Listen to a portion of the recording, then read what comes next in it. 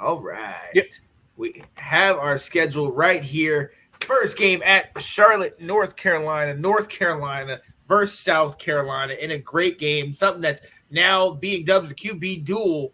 I am very eager to see what both of our quarterbacks can do, but you mentioned you had some issues with your defense.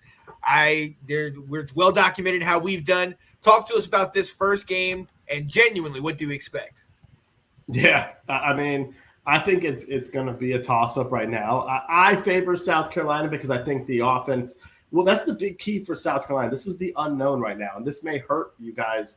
Is the fact that there's a new offensive coordinator here in Columbia by the name of Dowell Loggins. So nobody knows what the offense is going to look like, and they built a lot of momentum up at the end of last year. You mentioned, they put up, I think, 5 or 6 touchdowns in a row on Tennessee. Right. They put up over 30 points on Clemson. They put up, almost 50 points on Notre Dame. Like, the offense completely changed at the end of the year. Rattler came alive. Like, something changed. Something clicked, and something changed. And so we don't know what this team's going to look like on week 1. So it's hard to predict, other than there's a lot of continuity for South Carolina on offense. And so I would anticipate that it's going to be a high scoring, where it's going to be a shootout, and I'm going to lean Gamecocks. Obviously, I'm biased in that, but I think it's going to be a pretty good game.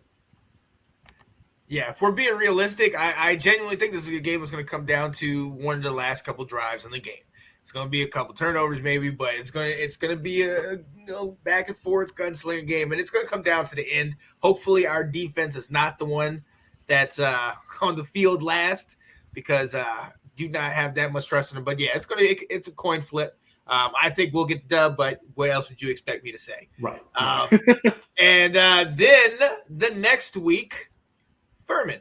So you get a little bit of a breeze. Are you expecting any type of hiccup? Even because we see what's coming up after that, is there any chance that you overlook Furman?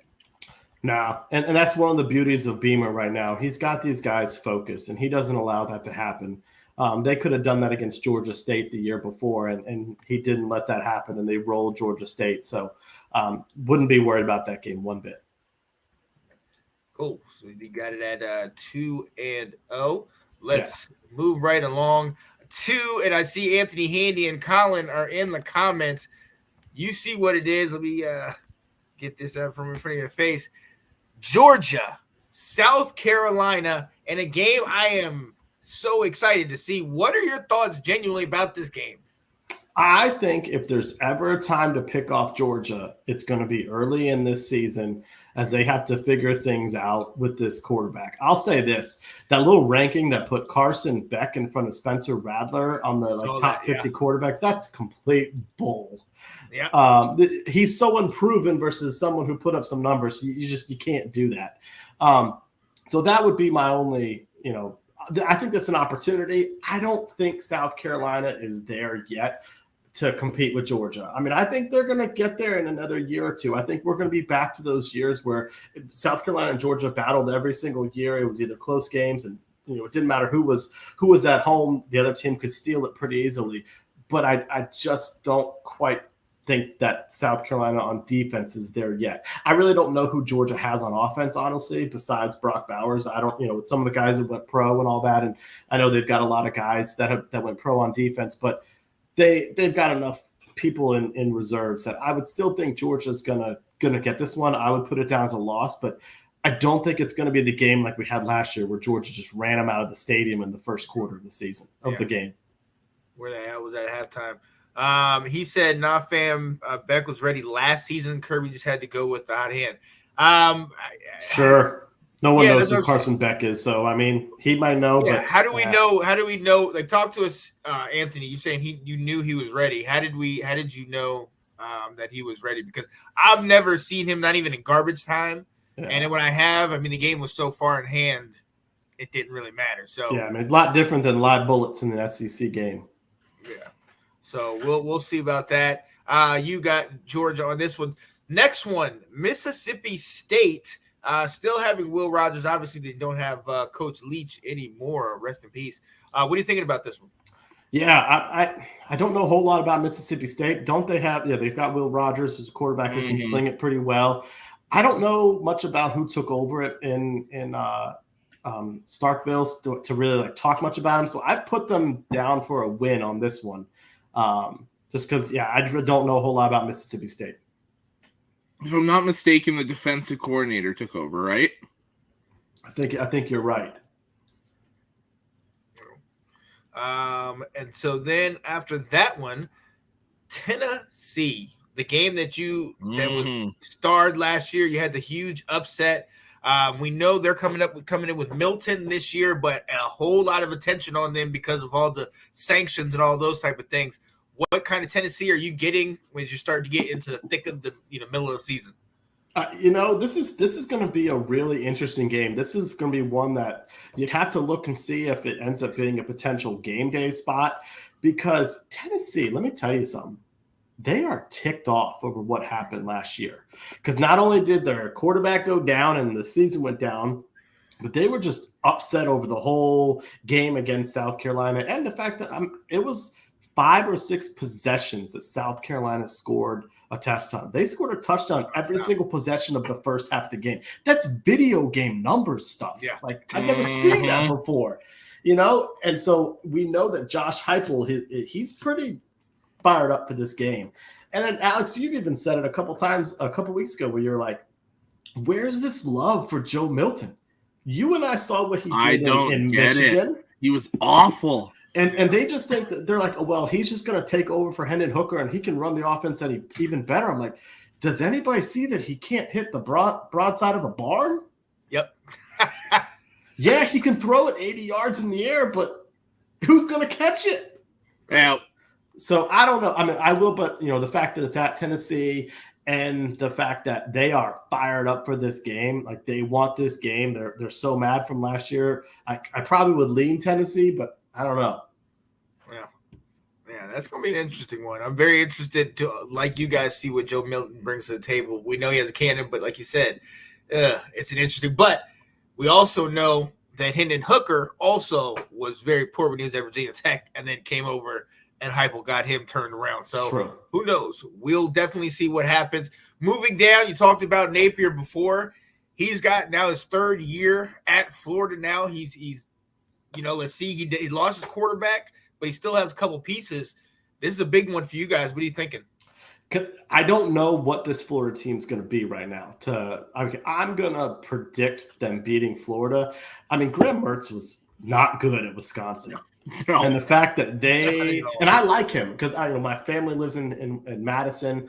They're season ticket holders, so I was rooting for him. I dubbed him Heisman Mertz after that first game of his debut, and he was great. So now he's coming to the SEC. It's like, I don't know about this. And so obviously Florida always has talent, but I look at this as a key game and a game they need to win. Because they got to be able to put away some of the other teams in the division that aren't Vandy and aren't Mizzou. And you've got to beat some of those other teams. You've got to steal wins against, Florida. If you ever get lucky and get Georgia knocked up, that type of stuff. You got to get some wins there. And so they need to stay ahead of Florida here and beat them. Well, and then speaking of, you got a Missouri following that week. And I mean, and that's a win you have to have. You can't mess up in a game like this. What do you think on this one? So this is the tough game. When you talk about trap games, is the fact that there's no love or any way to get excited for Mizzou, whether they're coming to town or going to Columbia. Both schools live in Columbia. It's just a bad game. No one gets excited for it. And in the past, South Carolina's had some clunkers against them, including last year, where it seemed like Eli Drinkwitz was going to get fired. And then they came to Columbia and they beat them pretty bad. And Mizzou walked away with a real nice win. And that kind of really ticked off some fans last year. And they're like, what is going on with this season? And South Carolina is the type of team, Sean, you're used to this with our Washington franchise, that they'll lose against a team they should win, and then they'll beat someone they shouldn't.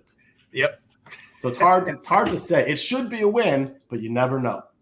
But yeah, exactly. You never know, especially with the Missouri team. And then also another one with Texas A&M. I mean, with all the talent that has been that we've talked about over the last couple of years, you would expect him to do more. Jimbo Fisher as coach, but it really didn't pan out last year, and I really can't say that they've gotten better. So who's playing quarterback for them? Exactly. That's the main question, right? Yeah. So what are we thinking about that one? That's another one where, just like you said, I don't know who's at quarterback. For many, many years, they have really struggled against A&M, and last year was the first time they beat them, and that was a big, big victory here. People celebrated finally beating A&M, getting over that hump. So right now, I would say that seems favorable, but once we see that team come, October, to kind of find out who is this A&M team and are they more formidable than we thought, or like last year where they were just straight garbage. Yeah. And then, honestly, if you guys have, a good run early on, you could coast into the bowl season. You got Jacksonville State and then Vanderbilt, and both Alex and I are expecting Vanderbilt to be a lot better, but still, you're not expecting them to be that good. And, so, are these two dubs? Yeah. 2 easy wins for you The guys? only time Vandy was ever a scare was when James Franklin was there. Yep. And he did a great job there. Mm-hmm. He really made them competitive. But ever since then, and even before that, they're a rollover. Oh, yeah. Jackson State, Vanderbilt, and then you finish off with Kentucky and Clemson. What these are big ones. Yeah. What are your thoughts? Yeah, so Kentucky has become a rival school here in the last couple of years. Some of it being from the fact that they beat Will Muschamp every single year. And so after being like, Kentucky never could beat South Carolina with Steve Spurrier. I don't think Steve Spurrier lost to Kentucky his entire coaching career between Florida and South Carolina. And then Will Muschamp took over and he kept losing to him. And so fans were so furious here when they kept losing to Kentucky. Obviously, Stoops has done a really good job there and made them a pretty formidable team. I think, did they get Devin Leary transferred to them this year? Yeah. Yeah, so they've got some talent at quarterback. So I think they're going to be a tougher opponent than some teams give them credit for. And then there's a beef going on between Stoops and Beamer with the whole, he said something last summer at this time, Mark Stoops did, about wearing shades and sunglasses and dances based on what Beamer did, and then they beat him. And that was a big win for South Carolina. So that's going to be a tough game. I'd probably put it as a loss since it's going to be at Kentucky right now. And you you guys are at home. It is? Oh, yeah, Verse. Yeah. Okay. Well, but, I still put that almost as a loss. If they've got a couple wins earlier in the year, they probably will lose that. And then this is the great unknown. The Palmetto Bowl is a big game down here. This game will be at home. Obviously, this team's a whole lot better. They went into Clemson last year and won by a few points. Kind of shocked everybody with that, kept that momentum going. But Clemson had a bad quarterback last year, and he was detrimental to that offense. And so what is Klubnik going to look like this year and really move the ball? So I don't know if they're going to win two years in a row. I will see that may be kind of tough. Okay, I can see it. It's gonna be an interesting season. So how many losses do you have? I'm looking at, they could be, it kind of maybe comes down to the Clemson game, 8-4 or 9-3. And I think that's kind of South Carolina's, that for years to come, they're going to be in that 8-10 range. When Spurrier had them on their highest years, they were winning 10 and 11 games. And I think that's their ceiling. And I think Beamer can get them back to that they had in the early 2010s. But I think you're looking at every year you're about an 8-4, 9-3 team. 1 or 2 games go your way, and you can get 10 wins. My thing is, what I'm looking for him to do is get back to when we would go to Athens and we weren't scared of going to Athens, and we'd run trick plays and beat y'all 45-34. I think was the one year we ran a trick play with Melvin Ingram, and it was a fake punt, and he ran it 60 yards. And we had those battles with Georgia. Those were fun because I used to go to Athens prior to the game, and the fans were like, oh, man, you guys are going to be good this year. That's going to be a fun game. And that just has been lost for over a decade. But getting back to that 9-10 win opportunities, I think really is the ceiling of this program. Oh, yeah. Yeah, they honestly, I think it's about winning a couple of those big ones. Health is definitely key. Winning the games you're supposed to win. But yeah, man, I'm excited to see what you guys can do. I'm excited to see how it goes. Unfortunately for you, I will be rooting hard against your team in the first week. But how else would I wouldn't want it any other way, man. And those have been some fun games the last couple years that we've had. You know, when it was Sam Howell's freshman debut, people were furious here that we lost to a freshman quarterback. Again, Will Muschamp, not a good head coach. Really, it was a name keeps coming up. It was kind of letting us know a preview of what his tenure was going to be there. You know, and then was it Beamer's first bowl game was when he drew all those trick plays with Jaheim Bell and DeCarrion Joyner and everything to beat you guys in the bowl game. I think it was the Mayo Bowl game. You know, so there's been some battles. It's a very unpredictable game, which is fun. And I'm glad that both of our teams have some quarterbacks that can hype this up to make it really exciting. Because to the nation, North Carolina, South Carolina means nothing, you know. Right. But when you talk about Drake May, you know, that brings some folks up. You look at potential NFL quarterbacks, and you know, he's not getting a lot of credit right now, but obviously if Rattler continues the path that they got him on towards the end of that season, dude looked great at the end. And he could really turn into a pro prospect. Yeah. And I mean, and look, it can't be denied. While it might not have been sustained, he's had moments of success in South Carolina, moments of success at Oklahoma. I mean, obviously we know how it ended at Oklahoma, but there's a reason why he was so highly touted. And if he could just channel it all in, and I love what Beamer is doing with him. If he could channel it and get it going, he's good. I just hate it because there's some times where if he's not on, he is off and really off. So I'm hoping we see obviously a great game in that first one. We'll be there. Alex, if you see a couple guys on TV potentially running out, you'll be like, oh, there they are.